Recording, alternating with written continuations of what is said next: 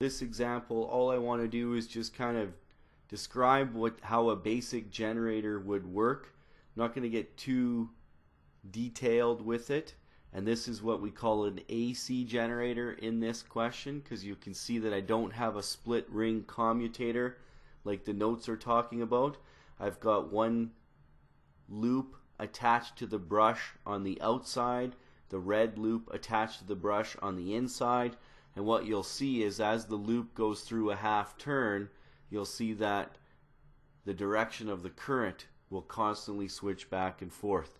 What I do want you to realize is that when the current is flowing perpendicular, then we create a current. When this loop is now parallel, there's no current. So let me turn this on and you can see this kind of go through a few stages here. The easiest way to kind of watch this is just to pick one of the particular colors and watch it go through its process, and even take your left hand rules and see if you can actually generate this. Now remember, because this is a generator, the force opposes the motion. You know, students really mix up the generator with the motor. Notice I do not have a battery attached to this thing.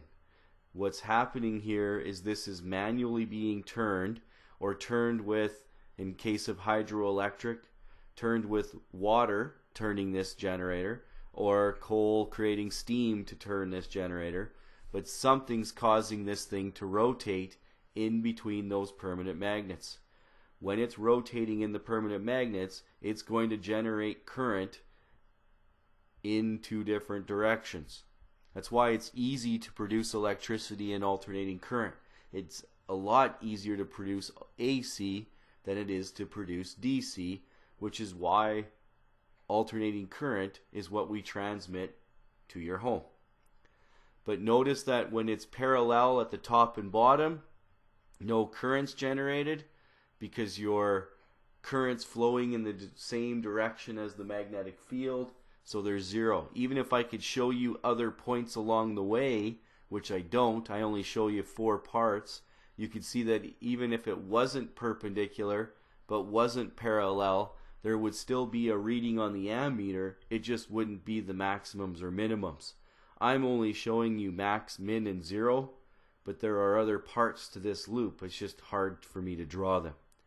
So again, if you were to try to figure out the direction of the current, your fingers point in the direction of the magnetic field, your palm opposes the direction of motion, and that'll tell you the actual direction of electron flow. It's not all that important for you to explain everything there is to know about a generator like you would be able to with a motor, because we don't look at this through formulas like we did with some of the other units, but we do need to understand how the direction of the current would flow. So again, it's always your force opposing motion, fingers in the direction of the magnetic field, and your thumb will tell you which direction the current flows. So this is what a typical generator works. What you need to do is picture some sort of mechanical energy causing this thing to turn, and as a result, this is how electricity is generated.